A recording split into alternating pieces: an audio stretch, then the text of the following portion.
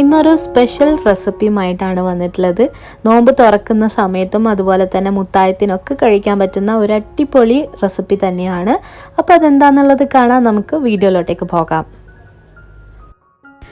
അപ്പോൾ അതിന് വേണ്ടിയിട്ട് നമ്മൾ ആദ്യം തന്നെ ഒരു ഗ്ലാസ് നെയ്ച്ചോറിൻ്റെ അരി എടുക്കണം. നമ്മൾ ചെറിയ ജീരകശാല അരിയില്ലേ, അതെടുത്തിട്ടുണ്ട്. സാധാ ചെറിയ ഗ്ലാസ്സില്ലേ, ചായ കുടിക്കുന്ന ആ ഒരു ഗ്ലാസ്സിലാണ് എടുത്തിട്ടുള്ളത്. പിന്നെ അതേ ഗ്ലാസ്സിൽ തന്നെ നമുക്ക് കുറച്ച് സാധാ ചോറ് വെക്കുന്ന അരിയും കൂടെ എടുക്കണം. അപ്പോൾ ഇത് രണ്ടും കൂടെ നമുക്കൊന്ന് നന്നായിട്ട് കഴുകിയിട്ട് നല്ല വെള്ളത്തിൽ വേണം കുതിരാൻ വെക്കാൻ. അപ്പോൾ ഇതൊരു 6 മണിക്കൂർ നമ്മൾ കുതിരാൻ വെക്കണം കേട്ടോ. അപ്പോൾ ഇതൊരു സൈഡിലേക്ക് മാറ്റി വെച്ച് കൊടുത്തിട്ടുണ്ട്. ഇനി നമുക്ക് ഇതിലേക്കുള്ളൊരു മസാല തയ്യാറാക്കി എടുക്കണം. അതിന് ഞാനിവിടെ ചെമ്മീനാണ് കേട്ടോ എടുത്തിട്ടുള്ളത്. ഏതായാലും കുഴപ്പമില്ല, ചിക്കനൊന്നും ആയാലും ഒന്നും കുഴപ്പമില്ല. അപ്പോൾ ചെമ്മീനെ നമുക്ക് ആദ്യം ഒന്ന് പൊരിച്ചെടുക്കണം. അതിന് വേണ്ടിയിട്ട് 1 ടീസ്പൂൺ മുളക് പൊടിയും 1/4 ടീസ്പൂൺ മഞ്ഞൾപ്പൊടിയും അതുപോലെ തന്നെ ഒരു 1/2 ടീസ്പൂൺ അടുത്തോളം ഇഞ്ചി വെളുത്തുള്ളി ചതക്കിയതും ചേർത്ത് കൊടുത്തിട്ടുണ്ട്. ഇതിലേക്ക് ആവശ്യത്തിന് ഉപ്പും അതുപോലെ തന്നെ ഒരു 1/4 ടീസ്പൂണ് ജീരകം, വലിയ ജീരകം ചതച്ചെടുത്തതും കൂടി ചേർത്ത് കൊടുക്കട്ടെ. നല്ലൊരു ടേസ്റ്റ് ആയിരിക്കും. ഇനി ഇതെല്ലാം കൂടെ ഒന്ന് നന്നായിട്ട് മിക്സാക്കി ഒരു 10-15 മിനിറ്റ് കഴിഞ്ഞിട്ട് നമുക്ക് ഒരു പാനിൽ ഒന്ന് പൊരിച്ചെടുക്കണം. അപ്പോൾ ഇത് പൊരിച്ചെടുക്കുകയാണ് ചെയ്യുന്നത്, പുഴുങ്ങിയിട്ട് പൊരിക്കല്ല കേട്ടോ ചെയ്യുന്നത്. അപ്പോൾ ഡയറക്റ്റ് തന്നെ നമ്മൾ ഒരു പാനിലേക്ക് കുറച്ച് വെളിച്ചെണ്ണ ഒഴിച്ചു കൊടുത്തിട്ടുണ്ട്. എന്നിട്ട് ഈ ഒരു ചെമ്മീൻ അതിലേക്ക് അങ്ങ് ഇട്ട് കൊടുക്കുക. നന്നായിട്ട് പൊരിച്ചെടുക്കണം. ഇത് തിരിച്ചു മറിച്ചൊക്കെ ഇട്ടിട്ട് നല്ല അടിപൊളിയായിട്ട് പൊരിച്ചെടുത്തിട്ടുണ്ട്. ഇനി നമുക്ക് ഇതൊരു സൈഡിലേക്ക് മാറ്റി വെക്കണം. ചെറിയ പീസായിട്ടാണ് കേട്ടോ ഇതിലേക്ക് ചേർത്ത് കൊടുക്കേണ്ടത്. അപ്പോൾ ഇനി നമുക്ക് ഇതിലേക്കുള്ള ഉള്ളിയൊക്കെ ഒന്ന് വഴറ്റിയെടുക്കുക. അതിന് വേണ്ടിയിട്ട് വേറൊരു പാൻ വെച്ച് കൊടുത്തിട്ടുണ്ട്. അതിലേക്ക് 1 ടേബിൾ സ്പൂണോളം വെളിച്ചെണ്ണ ഒഴിച്ചു കൊടുക്കുക. എന്നിട്ട് ഒരു 3 ഉള്ളി ചെറുതായിട്ട് കട്ട് ചെയ്തിട്ട് ചേർത്ത് കൊടുക്കുക കേട്ടോ. ആവശ്യത്തിന് ഉപ്പും ചേർത്ത് കൊടുത്തിട്ട് ഒന്ന് നമുക്കങ്ങ് വഴറ്റിയെടുക്കാം. ഇതിലേക്കൊരു 1/4 ടേബിൾ സ്പൂണ് ഇഞ്ചി വെളുത്തുള്ളി ചതക്കിയതും ചേർത്ത് കൊടുത്തിട്ടുണ്ട്. ഒരു 4-5 പച്ചമുളകും കറിവേപ്പില അതുപോലെ തന്നെ മല്ലിയിലയും പുതിനയിലും ഒക്കെ ചേർത്ത് കൊടുക്കാം. അതൊക്കെ ഉള്ളതിനനുസരിച്ചിട്ട് ചേർത്ത് കൊടുക്കുക കേട്ടോ. ഇതൊരു 2 മിനിറ്റും കൂടെ ഒന്ന് നന്നായിട്ട് ഇളക്കി കൊടുത്തതിന് ശേഷം മസാലപ്പൊടികളൊക്കെ ചേർത്ത് കൊടുക്കുക. അപ്പോൾ ആദ്യം തന്നെ ഞാനിവിടെ ഒരു 1/4 ടീസ്പൂണ് മഞ്ഞൾപ്പൊടി ചേർത്ത് കൊടുക്കുന്നുണ്ട്. ഒരു 1/4 ടീസ്പൂൺ അടുത്തോളം മുളക് പൊടിയും കൂടെ ചേർത്ത് കൊടുക്കുന്നുണ്ട് കേട്ടോ. പിന്നെ ഇതിലേക്ക് നമ്മൾ ഗരം മസാല ഒരു 1/4 ടീസ്പൂൺ അടുത്തോളം ചേർത്ത് കൊടുക്കാം. പിന്നെ അതുപോലെ തന്നെ ഒരു 1/4 ടീസ്പൂൺ അടുത്തോളം നമ്മൾ ഈ ഒരു ഫിഷ് മസാല ഇല്ലേ, അതും കൂടെ ചേർത്ത് കൊടുക്കാം. ഫിഷിൻ്റെ ഒക്കെ നല്ലൊരു ഫ്ലേവർ കിട്ടാൻ വേണ്ടിയിട്ടാണ് ആ ഒരു ഫിഷ് മസാലയും കൂടെ ചേർത്ത് കൊടുത്തിട്ടുള്ളത്. ഒന്നും കൂടെ നന്നായിട്ട് ഒന്ന് ഇളക്കി കൊടുത്തതിന് ശേഷം നമ്മൾ ചെമ്മീൻ ഇതിലേക്ക് ചേർത്ത് കൊടുക്കണം. അപ്പോൾ ചെമ്മീൻ ചെറിയ പീസായിട്ട് ഇതുപോലെ കട്ട് ചെയ്തിട്ടാണ് കേട്ടോ ചേർത്ത് കൊടുക്കുന്നത്. അപ്പോൾ ഇതും കൂടെ ചേർത്ത് കൊടുത്തതിന് ശേഷം ഒരു 2 മിനിറ്റും കൂടെ ഒന്നങ്ങ് മിക്സാക്കി കൊടുക്കുക. ഓവറായിട്ട് ഇനി നമ്മൾ കുക്ക് ചെയ്തെടുക്കണ്ട കേട്ടോ. അപ്പോൾ 2 മിനിറ്റ് കഴിഞ്ഞിട്ട് നമുക്കിനി ഇത് ഫ്ലെയിം ഓഫ് ചെയ്തിട്ട് ഒരു സൈഡിലേക്ക് മാറ്റി വെക്കുക. ഇതിൻ്റെ ചൂടൊക്കെ ഒന്ന് ആറി കിട്ടുമല്ലോ. അപ്പോൾ നമ്മൾ 6 മണിക്കൂർ കഴിഞ്ഞിട്ടുണ്ട്. അരിയൊക്കെ നന്നായിട്ട് കുതിർന്ന് വന്നിട്ടുണ്ട്. ഇനി നമുക്കിതൊന്ന് അരച്ചെടുക്കണം. അരച്ചെടുക്കുന്ന സമയത്ത് നമ്മൾ കുറച്ച് വെള്ളം മാത്രം ആഡ് ചെയ്ത് കൊടുത്താൽ മതി, വേറെ ഒന്നും ചേർത്ത് കൊടുക്കണ്ട കേട്ടോ. ബാക്കിയെല്ലാം നമ്മൾ അരച്ചെടുത്തതിന് ശേഷമാണ്. പിന്നെ നമ്മൾ അരയ്ക്കുന്ന സമയത്ത് ഒരുപാട് വെള്ളമായി പോരുത്. ആദ്യത്തെ ബാച്ച് നമ്മൾ അരയ്ക്കുന്ന സമയത്ത് നമ്മൾ കുറച്ച് വെള്ളം ഒഴിച്ചിട്ട് നല്ല കട്ടിയിൽ അരച്ചെടുക്കാം കേട്ടോ. അപ്പോൾ വേണമെന്നുണ്ടെങ്കിൽ വെള്ളം പിന്നീട് ചേർത്ത് കൊടുത്താൽ മതി.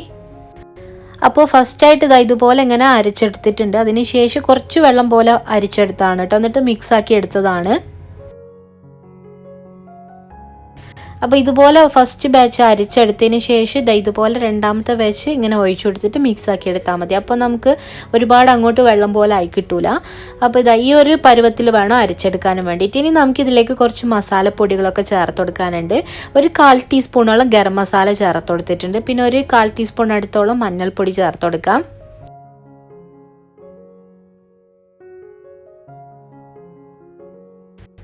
പിന്നെ ഇതിലേക്ക് നമുക്ക് ആവശ്യത്തിന് ഉപ്പ് ചേർത്ത് കൊടുക്കണം. അതുപോലെ തന്നെ ഒരല്പം ബേക്കിംഗ് സോഡ ഒരു 1/4 ടീസ്പൂൺ അടുത്തോളം ചേർത്ത് കൊടുത്താൽ മതി കേട്ടോ.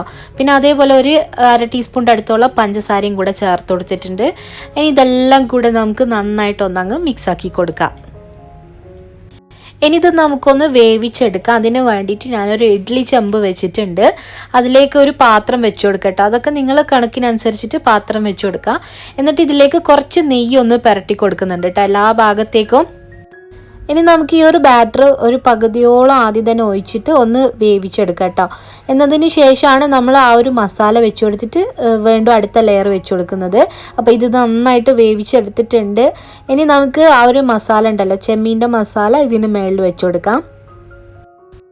അപ്പോൾ ഈ ഒരു ചെമ്മീന് പകരമായിട്ട് നിങ്ങൾക്ക് ചിക്കനോ മട്ടനോ എന്തായാലും കുഴപ്പമില്ല, എല്ലാം നല്ല ടേസ്റ്റാണ് കേട്ടോ ഇതുപോലെ ചെയ്തെടുക്കുമ്പോൾ. അപ്പോൾ ഇത് നന്നായിട്ട് നമ്മൾ ഇതുപോലെ വെച്ച് കൊടുത്തിട്ട് ഒന്ന് ഇങ്ങനെ അമർത്തി കൊടുക്കട്ടെ, ആ ഒരു സ്പൂൺ വെച്ചിട്ട് അത് നന്നായിട്ട് അമർന്ന് കിട്ടാൻ വേണ്ടിയിട്ടാണ്. ഇനി നമ്മൾ അടുത്ത ബാറ്റർ ഒഴിച്ച് കൊടുക്കുന്നുണ്ടല്ലോ, അപ്പോൾ മിക്സായി പോവും. അപ്പോൾ അതുകൊണ്ട് നന്നായിട്ട് അമർത്തി കൊടുത്തതിന് ശേഷം നമുക്ക് ആ ഒരു രണ്ടാമത്തെ ലെയറും കൂടെ ഒഴിച്ച് കൊടുക്കാം.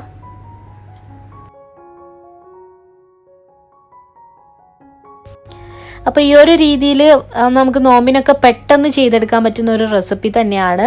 കാരണം നമ്മളിത് വേവിച്ചെടുക്കുകയാണല്ലോ, അപ്പോൾ ഒരുപാട് നമ്മൾ എണ്ണയിൽ പൊരിക്കുന്നതൊക്കെ ഒഴിവാക്കിയിട്ട് ഇതുപോലത്തെ ഒക്കെ ഒന്ന് ട്രൈ ചെയ്ത് നോക്കുക.